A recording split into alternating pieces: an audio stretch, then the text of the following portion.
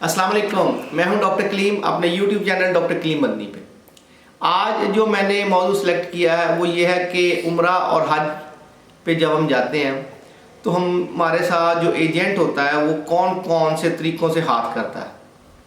आपको कौन कौन सी बातें मालूम होनी चाहिए,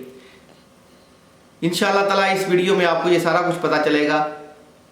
वीडियो देखने से पहले मेरे YouTube channel doctor Kaleem Madani को सब्सक्राइब कीजिए और बेल आइकन को दबा दीजिए ताकि मेरी हर आने वाली वीडियो आप तक पहुंच सके। पासपोर्ट उम्रा एजेंट या हज के लिए देने से पहले आपको ये बात ज़रूरी पता होनी चाहिए कि आपने उम्रा पे जाने के लिए जिस एजेंट के साथ रब्ता किया है क्या वो एजेंट है या उसकी अपनी एजेंसी है। सबसे पहली बात तो ये है। अच्छा, अब मामला ये है कि हर लेवल पे जितने भी लोग हैं वो अपने अपने तरीके से हमें जो है सारफ को जो है ना वो खाते हैं। अगर आप किसी एजेंट से मुराद ये है कि ये कुछ लोग होंगे जो आपसे कहेंगे कि हम आपको उम्रा पे भेजेंगे, तो ये पासपोर्ट इकट्ठे करके फिर आगे किसी एजेंसी को देते हैं। वो एजेंसी जो है वो फिर आगे उनके जो है ना वो वीज़े लगवाती है। तो इसका मतलब है कि जिस बंदे ने आपसे पहले जो है वो पासपोर्ट लिए उसने अपना मार्जिन रखना है, उसके बाद फिर जो है वो अगली वाली एजेंसी ने अपना मार्जिन रखना है और फिर जाके आपका जो है ना उम्रा का जो है सफ़र शुरू होगा। अब मामला ये है कि ये सबसे जो घटिया लोग करते हैं हमारे साथ वो ये करते हैं कि चूँकि अक्सरियत मुसलमानों की जो हमारे लोग जाते हैं इधर से उम्रा की अदायगी के लिए वो पहली बार जाते हैं, उनको बिल्कुल मालूम नहीं होता कि वहाँ पे उनके साथ क्या होगा। अच्छा, सोचा हर इंसान नहीं होता है कि चूँकि जी हम मुसलमान हैं, हम इतने मुकद्दस सफ़र पे जा रहे हैं तो ये बंदा हमसे वहाँ के मामले में तो झूठ बोल ही नहीं सकता। ये हकीकत की बात है कि सबसे मतलब बदकिस्मती है कि ये लोग हमसे बहुत ज़्यादा झूठ बोलते हैं, कस्में खाएंगे और आपको जो ना मीटरों के चक्कर में डाल के ऐसा घुमाएंगे कि आपकी समझ में नहीं आएगा। अच्छा, जब आप उम्रा के लिए जाएं तो आप जब पासपोर्ट लेके जाएं एजेंट के लिए तो एजेंट को आप जब कहते हैं जी हमें उम्रा के जाना है तो आप हमारा जो ना उम्रा के लिए वीज़ा लगवा दें, तो वो क्या करता है, वो सबसे पहले आपसे पासपोर्ट लेके आपकी टिकट ओके करता है। अच्छा, अब जब टिकट ओके करता है तो वो आपको फंसा लेता है। अब जब टिकट ओके होगी तो आप उसके हाथ में लग गए, आप कहते हैं अब तो हम जो है ना वो आप ही के थ्रू जा सकते हैं और तो जा ही नहीं सकते। तो लिहाजा टिकट करवाने से पहले आप उम्रा के तमाम जो वहाँ के डॉक्यूमेंटेशन है वो कंप्लीट करें, जिससे मुराद ये है कि वहाँ पे अगर आपने कितना पैकेज लिया है। अच्छा, अक्सरियत जो है वो लोग वो हैं जो बेचारे हैंड टू माउथ हैं और जो बहुत मुश्किल के साथ उम्रा पे जाते हैं, तो उनका जो पैकेज वो बिल्कुल जिसको हम लो लेवल का पैकेज कहते हैं उसमें भी वो इतना ज़्यादा हमारे साथ धोखा लगाते हैं कि मैं आपको बता नहीं सकता। सबसे पहली बात यह है कि ये हमें कहते हैं जी कि हम आपको क्या जी 0 मीटर पे ठहराएं, 300 पे ठहराएं, 500 पे ठहराएं या फिर किलोमीटर या 1.5 किलोमीटर पे ठहराएं। अब जो सबसे बड़ी बात इसमें यह है कि वो 0 मीटर का मतलब ये लेते हैं जी कि जो 5 स्टार होटल है जो बिल्कुल जैसे ही उनके जो दरवाजे हैं वो हरम में खुलते हैं। अच्छा, ये अक्सरियत नहीं ले सकती। इसके बाद आता है जी ये कबूतर चौक का जो बीच में लगाते हैं जी, कबूतर चौक से जी कबूतर चौक बेसिकली हरम से जो है वो तकरीबन 300 मीटर के फासले पर है। इसमें नमाज आप अदा कर सकते हैं क्योंकि इसको हरम का हिस्सा ही माना जाता है, लेकिन चूंकि हम यहाँ से जाते हैं और हम कोशिश करते हैं कि हम हरम में जाकर नमाज पढ़ें तो लिहाजा ये 300 मीटर तो आपको कन्फर्म बात है कि ये पड़ेगा। अच्छा, अब जब कहते हैं जी जिससे आप पूछे वो कहें जी जो कबूतर चौक है उसके बिल्कुल उससे आगे 300 मीटर, उससे 150 मीटर, उससे 200 मीटर, ये सब ड्रामे हैं। ड्रामों से मुराद ये है कि ये आपको धोखा देते हैं और इस मामले में हम शरीफ लोगों को जो है ना वो तंगी देते हैं वहाँ पे जाके। अगर आप वहाँ पे जाएं और वहाँ पे जाके आप सही तौर पे इबादत ना कर सकें, हकीकत की बात है कि बड़ी तकलीफ़ होती है। और ख़ास तौर पे उन लोगों के लिए जो बेचारे सारी ज़िंदगी की जमा पूंजी लगा के गए होते हैं, उनके लिए तो इंतहाई मुश्किल है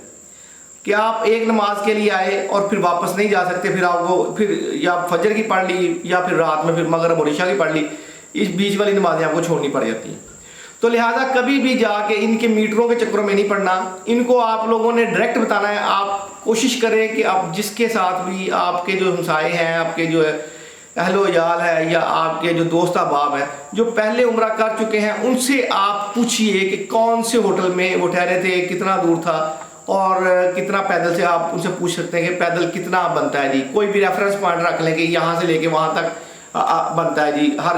بندے کو اپنا پتہ ہوتا ہے۔ اچھا، اب بات یہ آتی ہے کہ اگر مثال کے طور پہ آپ کو یہ کہتے ہیں جی ہم آپ کو 300 پہ رکھیں گے یا 500 پہ رکھیں گے، 500 کا مطلب آپ سمجھ لیجئے حرم سے 1.5 کلومیٹر،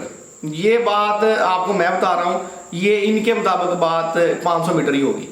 یہ انتہائی جو نا سب سے بڑی غلط بیانی یہاں پہ ہوتی ہے، اور اس کو آپ لوگوں نے کم سے کم ان سے دھوکہ کھانا اس بات پہ، اور کوشش کریں اگر آپ مثال کے طور پہ بچوں کے ساتھ ہیں تو شارع ابراہیم خلیل اس کو پریفر کرے، اور اس کے اوپر یا تو پھر اس کو کہیں کہ کبوتر چوک کے اندر جو بالکل کبوتر چوک کے ساتھ ساتھ ہوٹل ہیں ان میں آپ کو ٹھہرائے۔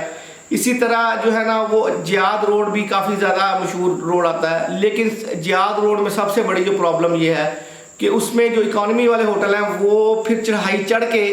ملتے ہیں، ٹھیک ہے؟ تو وہ جب چڑھائی چڑھنے کی باری آتی ہے تو حقیقت کی بات ہے کہ وہاں پہ جوان بھی تھک جاتے ہیں، تو بڑوں کا تو بیچاروں کا کیا ہی، معمر لوگوں کا تو کیا ہی کہنا۔ سو اس لیے یہ جو بات آج آپ کو میں نے بتائی کہ آپ لوگوں نے جب عمرہ کے لیے جانا ہے عمرہ ایجنٹ کے پاس، تو اس کو آپ نے سب سے پہلے تو آپ نے بتانا ہے کہ آپ نے جو ہے نا وہ وہاں پہ ہوٹل جو ہے نا وہ قریب نہیں لینا ہے، 500 میٹر پہ کبھی نہیں لینا۔ 500 کا مطلب میں نے آپ کو بتا دیا کہ کلومیٹر سے کم نہیں ہے، اور کلومیٹر وہاں پہ بہت زیادہ بن جاتا ہے، ہم ہر نماز اپنے ہوٹل سے آ کے نہیں پڑھ سکتے۔ اچھا، دوسری بات جو میں نے یہاں پہ آپ کو بتانی تھی وہ یہ تھی کہ یہ لوگ ہمیں ہوٹل دیتے ہیں پر بیڈ کے حساب سے، وہاں پہ ہوٹل کا جو روم ہوتا ہے وہ روم کے حساب سے ملتا ہے۔ مطلب اگر آپ مثال کے طور پہ 5 لوگ جا رہے ہیں تو یہ آپ کو 5 روم 4 بیڈ والا روم جو ہے نا وہ 5 کو دے دیں گے، اور کہیں گے جی پر ہیڈ کے حساب سے آپ ہمیں پیسے دے دیں۔ یہ ان کا ایک طریقہ واردات ہے۔ اگر آپ مثال کے طور پہ جاتے ہیں تو وہاں پہ جو ایک روم ہے جو بہت اچھا روم ہے، قریب ترین روم ہے، وہ 110 112 115 ریال میں مل جاتا ہے پر نائٹ کے حساب سے۔ اگر آپ اس کو 5 میں تقسیم کریں گے تو میرا خیال ہے 20 ریال یا 25 ریال آپ کو پڑیں گے۔ یہ لوگ آپ کو وہی 50 ریال کے حساب سے ڈالتے ہیں، تو یہاں پہ یہ آپ کے ساتھ 2 نمبری لگاتے ہیں۔ یا تو کوشش کریے اگر آپ کو کوئی جاننے والا وہاں پہ سعودی عرب میں موجود ہے تو وہ آپ کو پہلے وہاں سے ہوٹل کی بکنگ کروا کے وہ بھیج دے۔ دوسری بات یہ ہے کہ آپ نے ان کی باتوں پہ نہیں آنا۔ جو لوگ اکیلے جا رہے ہیں ان کے ساتھ تو یہ معاملہ کرتے ہی ہیں، کیونکہ وہاں وہ بیچارہ مجبور ہوتا ہے، وہ تو دوسروں کے ساتھ شیئرنگ میں جائے گا۔ اور دوسرا، ان کی شیئرنگ کبھی آپ لوگوں نے ایکسیپٹ نہیں کرنی۔ شیئرنگ کا مطلب ہوتا ہے کہ یہ 5 5 6 6 لوگوں کو 7 لوگوں کو ڈالیں گے، اور جب ڈالیں گے تو وہ پھر ہر بندہ اپنی طرح کا ہوگا، کوئی کسی نے سونا ہے تو کسی نے جاگنا ہے۔ تو لہٰذا کوشش کریں کہ 2 4 5 لوگ مل کے جائیں، اور جب مل کے جائیں تو سب سے بڑی بات یہ ہے کہ آپ اپنا ہوٹل بک کروائیں، ان کے ہاتھوں میں نہیں چڑھنا، یہ آپ کو ذلیل و خوار کریں گے وہاں پہ، اور جب آپ وہاں پہ ذلیل و خوار ہوں گے تو پھر یہ کوئی پوچھنے والا نہیں ہوتا۔ اور دوسری بات جو بہت بہت بہت اہم ہے، جو مجھے اس بار عمرہ پہ جانے پہ پتہ چلی کہ جن دنوں کرونا مطلب شروع ہو رہا تھا، تو وہاں پہ انہوں نے سب سے پہلے جو فلائٹس بین کی وہ تھیں انڈائریکٹ فلائٹس۔ تو لہٰذا یہ کوشش کریں کہ چاہے آپ کے پیسے تھوڑے سے زیادہ لگ جائیں، لیکن برائے مہربانی اپنی جو سیٹ ہے وہ ڈائریکٹ فلائٹ کی کروائے۔ ڈائریکٹ فلائٹ نہیں ہے تو آپ واقعتاً تنگ ہوں گے، یہ لوگ کہیں گے آپ کو 2 گھنٹے کا وہاں پہ سٹے ہے، 3 گھنٹے کا، اور سٹے آپ نے کراچی کا بھی نہیں لینا۔ اگر آپ مثال کے طور پہ لاہور یا فیصل آباد سے جا رہے ہیں تو آپ لوگوں نے کراچی کا سٹے بھی نہیں لینا، ان کو کہنا ہمیں ڈائریکٹ فلائٹ دیں، اور وہی آپ کے لیے فائدہ مند ہے، اور یہ اپنا پیسہ بچاتے ہیں۔ آپ کے گردن پہ چھری پھیرنے پہ ان کو کوئی تکلیف نہیں ہوگی، چاہے آپ عمرہ کے لیے جا رہے ہیں یا حج کے لیے جا رہے ہیں۔ انشاءاللہ تعالیٰ اگلی ویڈیو جو میں انشاءاللہ اسی سیریز میں دینے جا رہا ہوں وہ یہ ہے کہ آپ جب عمرہ یا حج کے لیے جائیں تو آپ کی کون سی تیاری ہونی چاہیے۔ تو مجھے لائک اور سبسکرائب ضرور کر دیجئے۔ السلام علیکم ورحمۃ اللہ۔